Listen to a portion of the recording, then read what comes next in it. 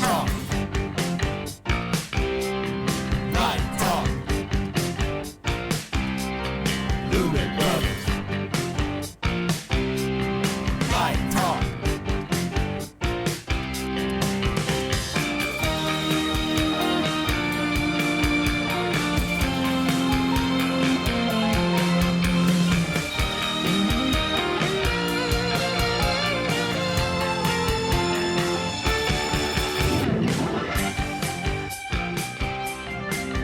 Hey, this is Steve in Dallas, Texas. It's Wednesday morning, my friend, and you are listening to Light Talk. And this is Ellen calling in from the tropical island of St. Bart's, and you are listening to Light Talk.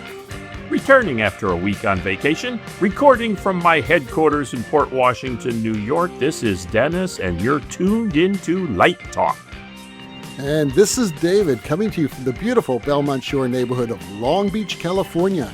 If you don't already know, you are listening to Light Talk, and we are the Lumen Brothers And Sister. That's right, Ellen. Welcome, everyone, to episode 476. And we have a very special guest today. We have Chris Lose. We're going to be introducing him to you in a few minutes. But first, before we get started, I just want a moment to say something very personal to me. And this is something I woke up to this morning, and it's kind of thrown me for a total loop. But yesterday, one of my best friends, and he's a lighting designer that many of you know, David Goodman, passed away from Lewy body dementia. David was one of the leading lighting designers in Florida, designing many professional shows at the Parker Playhouse, Coconut Grove Playhouse, and numerous cruise ships. He also served as a union rep. I first met him in undergraduate school when the two of us designed most of the shows at the University of Miami during the golden age of the Ring Theater. He then had a very distinguished career designing for producer Zev Buffman. In fact, the two of us co-designed the infamous musical Heaven Sent, starring the great Joanne Worley. David and I were the best of friends over the years, and losing him just floored me this morning. He was the kindest person I have ever known. He leaves his wife Sarah and his 18-year-old son Jacob. So I would like to dedicate this show to his memory. And for those who are familiar with this disease, you know how devastating it is. Please donate to the Lewy Body Dementia Association so that no more people have to suffer from this or any other dementia-related illness. And I just want to thank my brothers and sister to give me a moment because, you know, he was really one of my best friends. and he suffered for 14 years. You know, this is just a horrible, horrible disease. So, yeah. So that being said, and let's keep good thoughts. Ellen? Well, I was going to mention the National Design Portfolio Review, which takes place on May 21st at NYU, the Paulson Center, 38 West Houston Street. And it takes place all day with a lunch in the middle of the day. I think you get to sit down with designers and directors and students and have lunch with them if you want. It welcomes producers, directors, and designers from across the profession to informally talk with recent graduates from 18 member programs and review their portfolios. So if you're interested in more information about this, the website is NDPR for National Design Portfolio Review, but just the initials ndpr-nyc.com. And also on the 30th of May is the Design Showcase West at UCLA on the West Coast. So we have East Coast happening and West Coast. So again, it's the same type of thing. There are students from all over the country showing their work, and the whole industry is invited. So if you're interested, they have their own website. I don't have it off the top of my mind, but if you just do a search, Design Showcase West. That's what it's called, and you can sign up and come and visit with the students. It's fantastic. Okay, so let's move on to our guest, Chris. Ellen, you want to tell us a little bit about Chris? Sure. Chris Lose is an international touring lighting director, programmer, and columnist who has spent a career figuring out how to solve problems without making them bigger in the process. Known for a calm head in chaotic environments, he leans on practical decision-making, clear communication, and a steady approach to get shows across the finish line. At his core, Chris is drawn to the emotional side of lighting, using color, atmosphere, and contrast to create moments that actually connect with people. He believes great work doesn't have to come at the expense of sanity, and that teams can be efficient, sustainable, and still exceed expectations. His recent projects include WWE, Journey, Expo 2020, Hall & Oates, Nicki Minaj, Fleetwood Mac, Don Henley, and Calvin Harris, as well as corporate events around the world. Hey, Chris, welcome to Light Talk. Great to see you, Ellen and Lumen Brothers. Great to see you. Thank you so much for having me. I really appreciate it. It's great to see you. Since LDI, that was quite a few months ago already. Yeah. Almost time for the next one. What was it you did at LDI, Chris? He was wearing his other hat. Yeah, I wear many hats in the industry. I can't sit still for very long. On top of everything that you just mentioned, I'm also the designer relations for Follow Me. And so I got to show everybody what's coming from Follow Me these days. Which is a tracking system that Chris can tell us about. Yeah, we can go into that more later. But Sure. To back up a little bit as far as LDI goes, the very first time I got to meet Ellen would have been in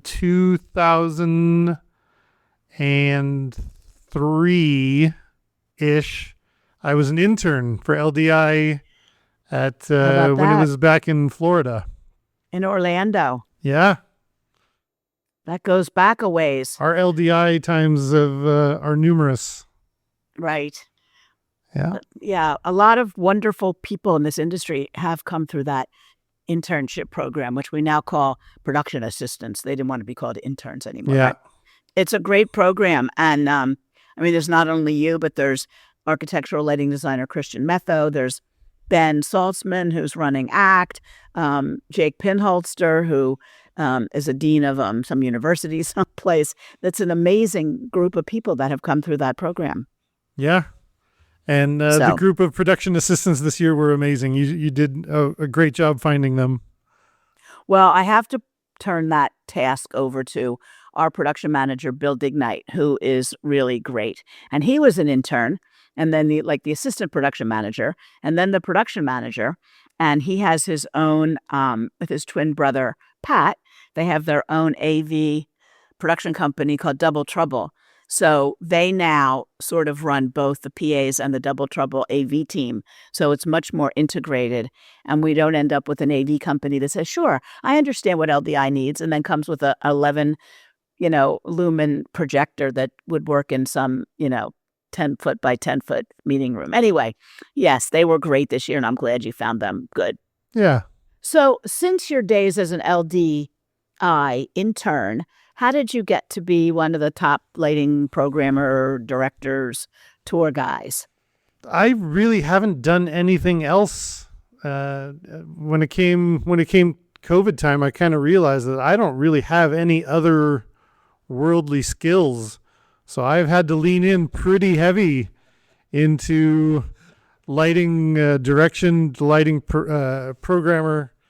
I started to think, man, if they start building walls and they only let in essential people, like I am not going to, they're not going to let me in. So I've just done nothing but I've studied, I have learned, maybe to a detriment to some of my other duties as a father and a husband. Like sometimes I'm just like, I have to learn how to do a 63-step phaser. And I just haven't stopped. I would say diligence is what has kept me, is what gotten me to this level. A little bit of advice. If you want to learn something, do not listen to this show. Chris, what was it as a young Chris Lose growing up in Sonoma County in Northern California that brought you into this business to begin with? In full honesty, it was a beautiful girl Isn't it always? that I wanted to get to know. And she was in the theater department, and I had no interest. I had, not for lack of ability, I would imagine, but I just had zero interest in acting. But I also found out that I could get into the theater department through the technical side. And I did my first show as a carpenter, and then shortly after that, she left the theater and entertainment altogether, and I just never did. Was I this fell high in love school? with it. This was high school. I was a sophomore in high school. I had the pleasure of telling my dad that I was going to quit football and take up the theater. And I went over. He was surprisingly responsive. He didn't understand it, but he was very supportive. He's like, I have no idea. Like, you better have a backup plan, but I will support you. And I let my parents know that I was going to seek a degree in theater, and they're just like, wow, I don't even know what you're saying to me right now, but And where did you go to school? at this time I was in Northern California. I was in a small town called Sebastopol. I went to Okay. Annalee High School. We had a rather decent theater. By today's standards, it was horribly dangerous, hemp ropes, a loft that you could only get to by climbing a little hemp rope. You gotta climb a rope to get to the loft. Yeah. It's just so you could get to the chain motor that you could get to lower things down. And yeah, Jesus. hanging 6x9s and ellipsoidals and floods. Focusing on a wooden A-frame, I guess. Oh boy, on wheels even. Luxury. Yeah. We had a Focus jumping up and down. Yeah. Very funny. So then where'd you go to college? I went to Santa Rosa Junior College after that. And part of the reason I went to Santa Rosa Junior College is because they had SRT, which was Summer Repertory Theater. And that's where I got my fill. It was nonstop, 2 shows a day, 10 shows a week in repertory. At least we had a pneumatic lift by this time, so we could slide the wheels in between the chairs to go up and change gels. And as soon as you're done changing gels, you hop right into your follow spot and run spot. And then you learn, different shows, and you learn how to accept a good call from a stage manager. So I was in Northern California until I went to University of Nevada, Reno. Okay.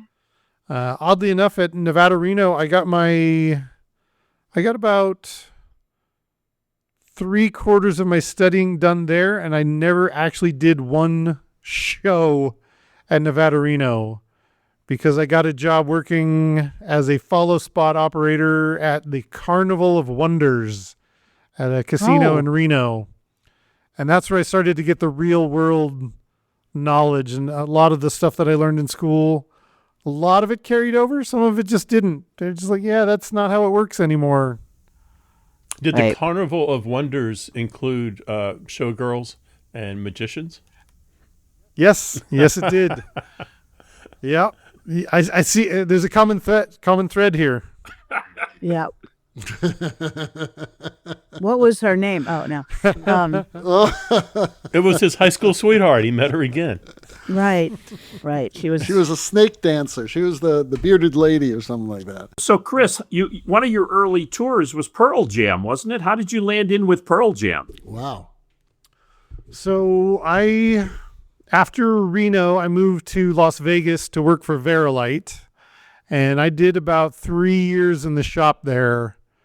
And as much as I loved Varilite, and I loved working on all the lights, and I loved all the learning, it wasn't what I got into the industry. It was all about travel and seeing the world for me. I needed, as a common thread, we are a species who succumbs to our passions, and it was all about seeing the world. And so when VLPS joined PRG, my first request was that I got to tour, and they're like, great, you're going out on Pearl Jam this week. And I had never toured before, but I knew that that's what all this was leading up to. And they sent me to learn the cyber hoists, which were the cutting edge technology at the time. And next thing I know, I was the dimmer tech on Pearl Jam, having never toured before. And it was a whole new world for me. How long were you out? That was a North American Canadian run. I think it was only a summer run, but I ended up crying in the shower one night. This is so hard. It was the hardest thing I'd ever done. Just thinking I knew so much, having a degree in theater, and thinking that I'd put in my hard time in the warehouse, and then getting out on the touring circuit, taking a shower out of a water bottle, doing 3, 4, 5 in a rows. That's when I really took my lumps. Living on the bus. Okay, was it a top, middle, or bottom bunk? So, funny story, it was the very first and almost only time I ever had a condo. Back in the day, it was a top bunk, and I actually had a window in my bunk at the time. Damn. Oh man. And I have not had a window in my bunk ever since. Oh man. That's funny. Somebody must have died to get that. How did you get up there? Jesus, your first time out too. You got luxury. Yeah, you got you're the usually penthouse. down near the stinky shoes on your first tour. Oh, gross. I like to think that that's just how Pearl Jam treats their people. I think that's how they tour for so long, because they know that it needs to be sustainable and that you need to treat people right, and that, if you pack 12 people on a bus, there's going to be conflict eventually. So I'm going to give that one all to Pearl Jam and the production team there, because that part made it worthwhile. That's very cool. So when did you move up into programming and direction? So I did a handful of tours as a technician, crew chief, and then eventually it came time for me and my wife to settle down. And I tried every way there is to settle down. I tried doing the Cirque du Soleil path, and that didn't work out for me. I'd lost all the passion. It felt very mechanical. And so I realized that if I'm going to call my own shots and make my own decisions in the industry, I need to expand my skills. So I started learning everything there was about programming.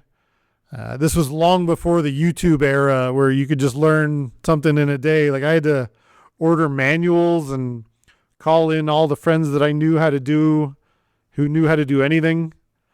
And then after I learned how to program, I took a job as the house lighting director, designer at The Joint in Las Vegas.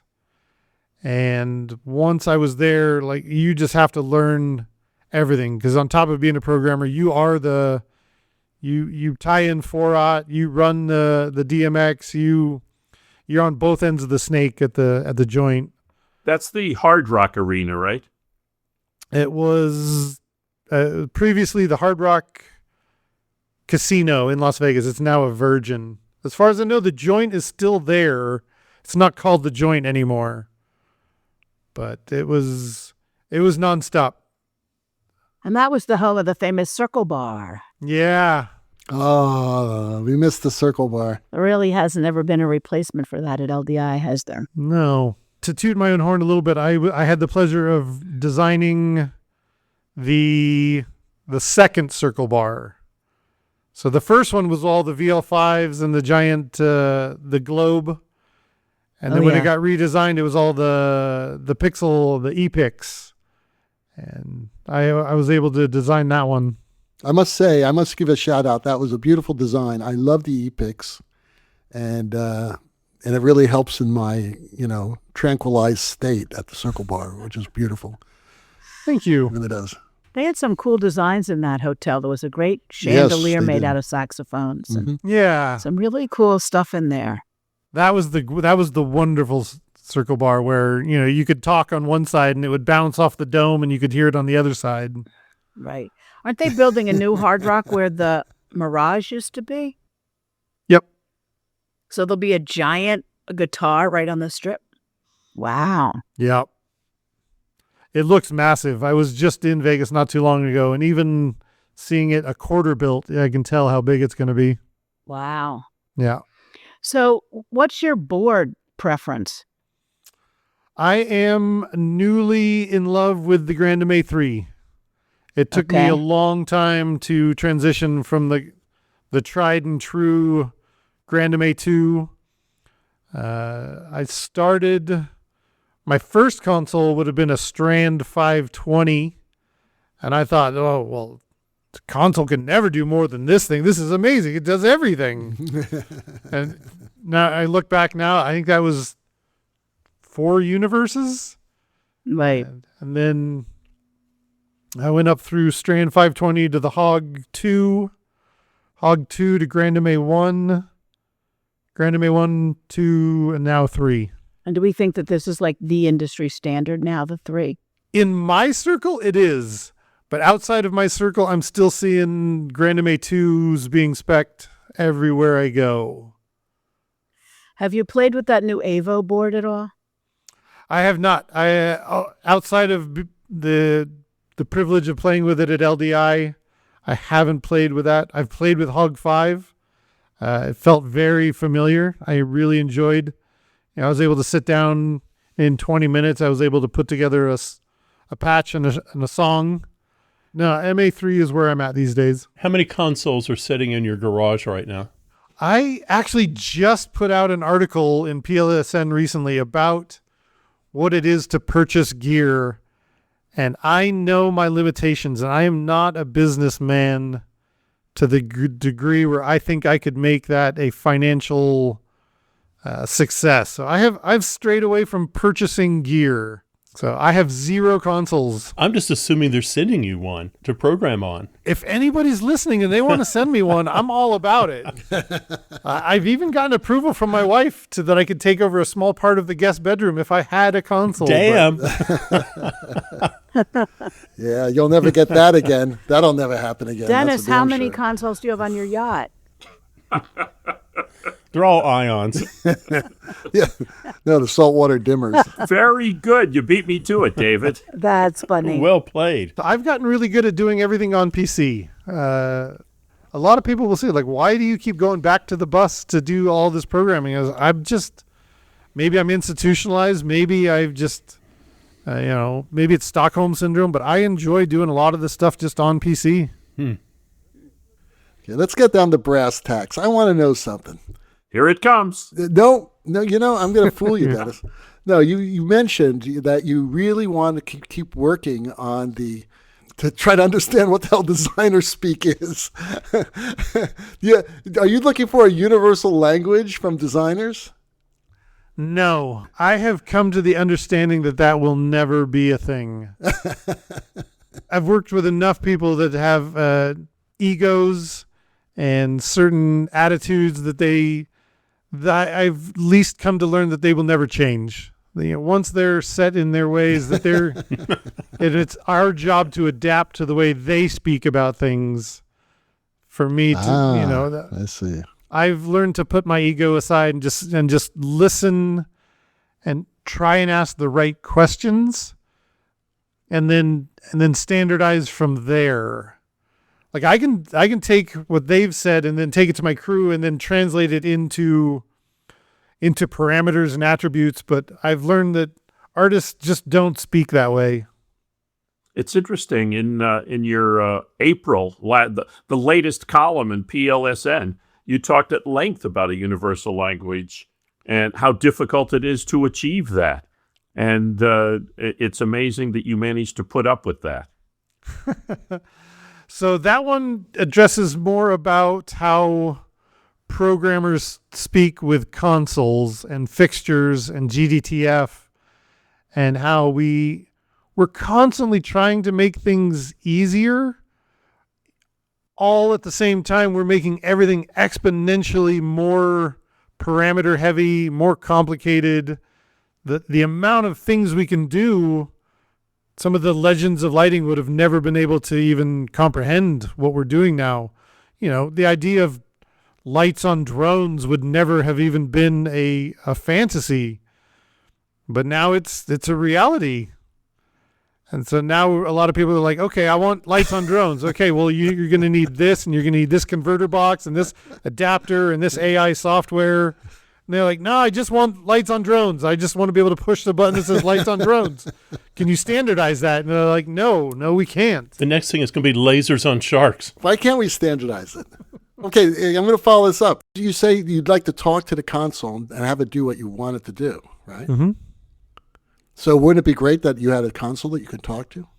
And I With an AI engine in it coming. that knows exactly what you want? I'm all about it. I know. I'm fully supporting the AI movement. Because to make your job easier, wouldn't that be great? Mm-hmm. So you're supporting that, even though it could eliminate your work, your career? It's not going to. I don't think it's going to eliminate programmers. I don't think so either. I don't think so. I think it's going to make the programmer's job easier, more creative, and less time in the theater. We shall see if that last one works. Right. But technically, you would think that it would be less time in the theater if indeed you can speak to the board and say, these fixtures I want in this color, and I want them to do a random chase at 20 beats a second, whatever. Things like that, instead of trying to figure out how to say it. I will make that comment with an asterisk. It's not AI that's going to take our job. It's the designer, programmer, operator who understands AI better than you that is going to take your job. Right. Exactly. Yeah. Which is why when we had that one question last week about that woman who wants to be a line designer, and we were talking about learn AI, learn how to do it so that you are not replaceable and you're actually an asset to the process. So say we converted somebody. There you go. I'll have to give you a very pertinent topic that just came up recently. One of my artists sent me a text about a new song, and it was clearly copy and pasted from ChatGPT. So artists are getting wise. They're getting hip to this. They're going to ChatGPT and saying, look, I've got this new song. I want to put it together.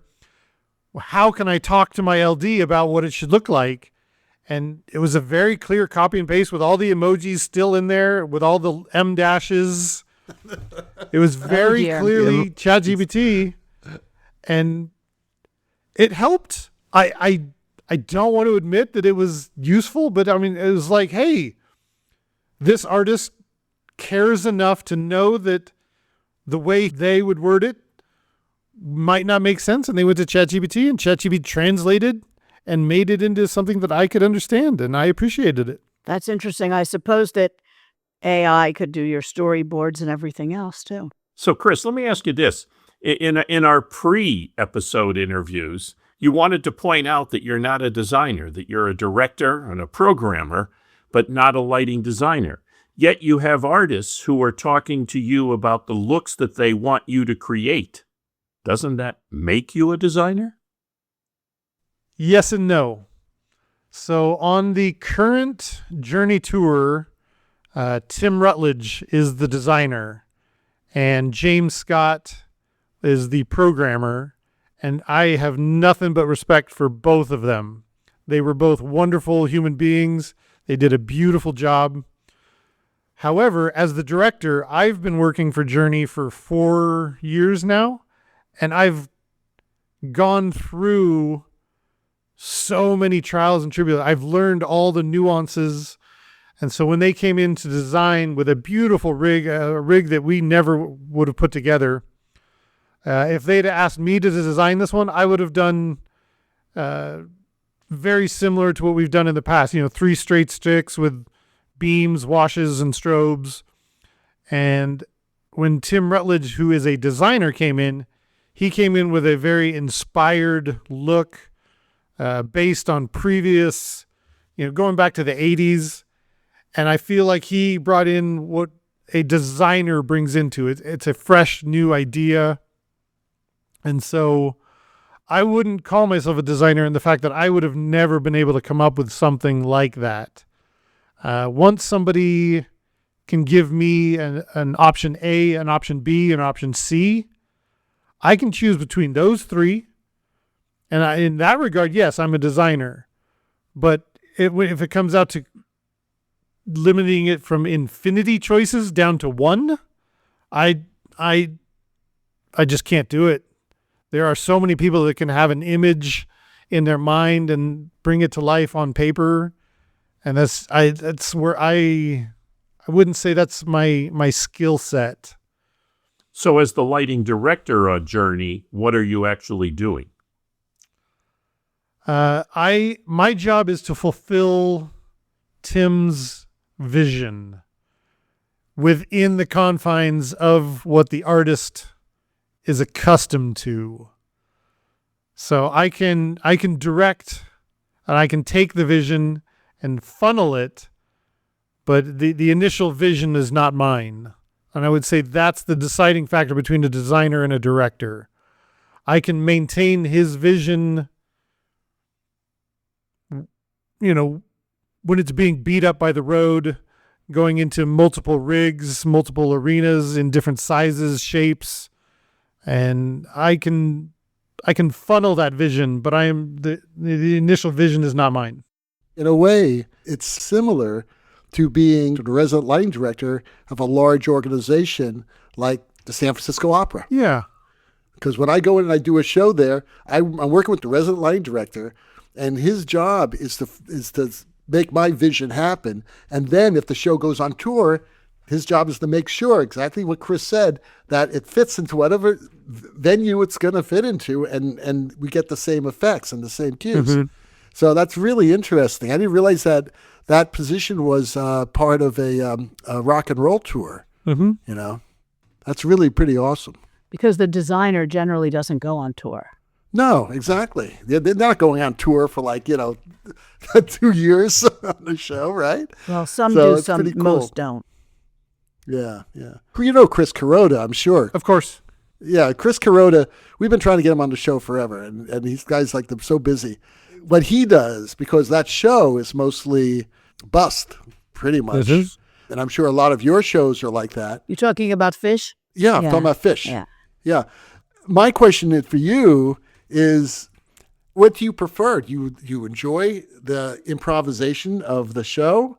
And as a lighting director, do you do any of that improvisation? Or would you prefer just having a same show every single night? So I'm actually in a very good place to speak on that right now, because on my current tour with Journey, out of 100 songs in their song list, maybe 15 of them are time coded. And even that, some of them, it's only the first half is time coded. And then on some of them, it's just certain elements are time coded. And so when the designer and the programmer came in, their job was to create all the looks for the set list. But the set list is 100 songs long, and they don't have enough time. So they picked 16 to 20 songs that they knew were going to be in the normal rotation. They definitely do Don't Stop Believing every night. Though, right?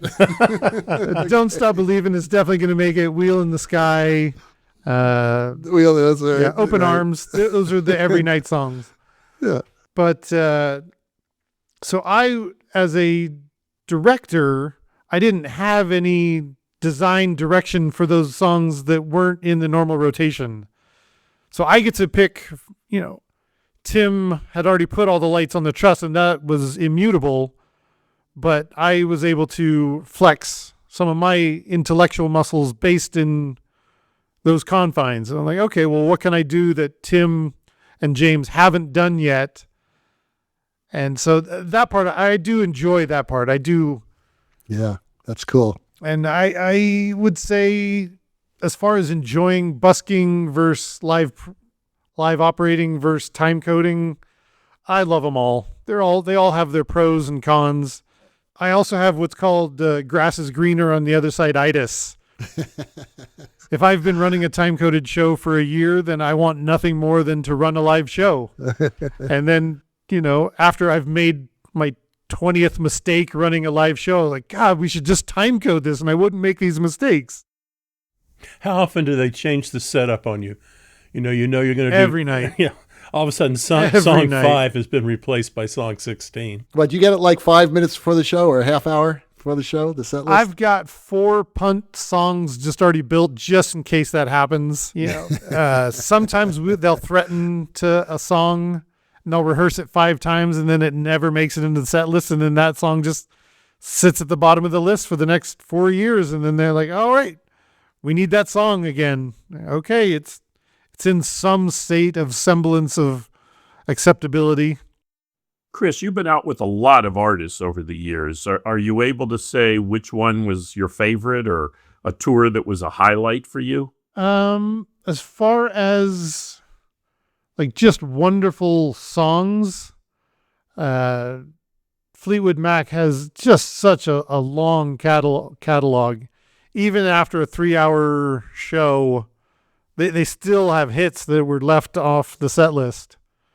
As far as songs that are just in our DNA and our core sing-along, Journey tops the charts. So you just can't beat the noise levels in that song. When Don't Stop hits or Faithfully or Who's Crying Now it comes on, it's undeniable that these songs are core memories for most of the audience. Yeah, that even happens for cover bands, because when we play that stuff, we play a lot of Journey. We have a singer who can actually pull that off, and the people go crazy. The people just in a bar, you're right. It's in the DNA. It's about memories, and it's about stuff that they go through. It's a beautiful thing. You're very fortunate to work with artists like that. That have that connection and that history. I guess it's a lot like if you work with Billy Joel or someone like that too. It's probably the same Anybody thing. watch America's Got Talent when that winner sang Don't Stop Believing? Don't Stop. Richard, whatever Yeah. his name was. Oh my God, he was amazing. Yeah, he still comes to shows. Yeah, and some of the Journey people went on stage with him in the final, right? Mm-hmm. That's kind of cool. Yeah, he was amazing. Yeah. It was actually really funny. We had a night that he came to the show, and we can't bring the front of house truss in until everybody leaves that area. And somehow they realized that it was Richard sitting down front, and the entire audience just would not let him leave. Everybody wanted to come and congratulate him and shake his hand. And we just sat there, and the front of house truss was, 40 feet above their head. And we just sat and waited. That's his moment. Chris, I'm going to turn this around a little bit and get a little more personal. If I remember correctly, you have 2 children, right? 2 kids? I do. I've got twin 14-year-olds. Oh, they're twins. Oh, okay. Yeah. So on the road, as much as you're on the road, how do you manage to deal with the work-life balance between your wife and the 2 kids? Oh, man, we have had many conversations about that lately. So for the last 4 years, I've worked for Journey, and that means 10 to 15 weeks away at a time. And then in 2025, they went on break for about a year because we were pretty oversaturated. And so I went to work for WWE. And with WWE, you work every Monday and every Friday. So you fly Sunday, you work Monday, you fly home Tuesday. You're off Wednesday, you fly Thursday, you work Friday, you fly home Saturday to fly out again on Sunday. So when I took that gig, I looked at my wife and I said, babe, if I take this job, I'm only going to be home 1.5 days a week. And she looked back at me and she said, that's 1.5 days a week more than you're home normally. So yeah, you should do that. And I'll have to admit, Sharon and I became super addicted to that schedule because I was home, every Wednesday and, occasional times off here and there when I wasn't needed. And then occasionally we would go to Europe for a week or two. And that really suits us. You really get as Journey would say, the joy of rediscovering you. I would get to come home to a whole new, things would change at home. Inevitably, the hot water heater would break on the Wednesday that I was home.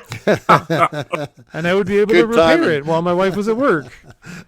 It was the little things. It was nice. But now the Journey's back up and running again. It's, I'll be out from February till the end of November with, a handful of breaks here and there. I just happen to be home right now for a week and a half. And I was home for my wife's birthday. And if anything, I have to say that I rely on the privilege of technology that the previous LDs, designers, programmers, technicians didn't have. I'm not at the mercy of a payphone or a fax machine. Like, I can FaceTime my kids almost any time. Coming up with things to talk about with my 14-year-old is a different topic, but we find things.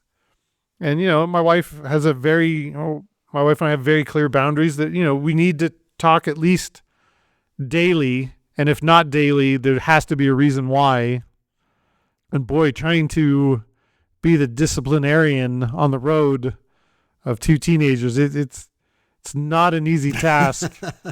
That if you don't do it, I'm going to call your dad and he'll come home. It doesn't really carry much weight when you've been out on the road this long. You wait till your father comes home. Yeah, That's right. There's a long list of things after a month. It sounds like you've come a long way from that top bunk and crying in your shower. Yeah. Right. Now I'll give you something to cry about. Well, Chris, before we go today, and unfortunately we have to wrap it up because we're hitting our time, we have a lot of students who listen to our podcast, and so we get so many letters from people who just want to be you. They want to go out on tour, right, for a big band, and you've certainly worked with a lot of very large bands. Do you have any advice for them as far as schools or just going out and, finding a job at a production company? What advice would you give a young student who wants to be you? You put that in a very kind way. Thank you. That was hit me right in the feels there. That was sweet. If I was to talk to 18-year-old Chris about how to get into this industry, and the number one lesson that I've learned is it's not about the gear. It's not about the newest technology. It's really about the people. It's about keeping in contact with as many people as you can, trying to keep genuine connection between you and anybody who is either in the place to work for you or hire you, because those two roles are going to switch. Make sure you really focus on the people, do the best you can to hoard contacts and genuinely reach out as much as often as possible, whether by text or email or podcast or phone, or, make sure to maintain your core group of contacts and make sure that they know that you're around, make sure that they know when you're available. Make sure to keep track of the intricacies of our relationships, because, man, theater and entertainment in general is full of some of the weirdest people. We have to be the biggest ragtag bunch of misfits that have ever graced this earth, man. We are, how we find enough people to fill the roles that we require to do this it boggles my mind sometimes. It's like a giant circus. It is. Right? It really is. It's like a giant circus. It's like Ringling Brothers times A carnival of wonders. Between A Carnival of Wonders. There it is. That's the title of the episode. The Carnival of Wonders. That's it. We're all in the carnival. That's great. Well, Chris, thank you so much for being on the show today. This has been fantastic. And, the work you're doing is, we could just look at it and say, yeah, it's so beautiful. I mean, we've come a long way from par cans, but like you said, you could do a lot with par cans. It's not the equipment. I think that's, and Drone Focus Deluxe, I don't know if it's going to be so great. Who knows, right? We have no idea. But I think it's great when you get back to the basics and you're creating art on stage. And no matter what you say, that you say you're not a designer, I think you're a designer. It's that simple. Because if you're busking, you're designing. You are designing when you're busking. Yeah. You're playing jazz instead of classical music. That's what you're doing. Great point, Yeah. David. It doesn't matter what I call myself. My position is in the eye of the beholder. Right. And hopefully you get a lot of money for doing what you're doing.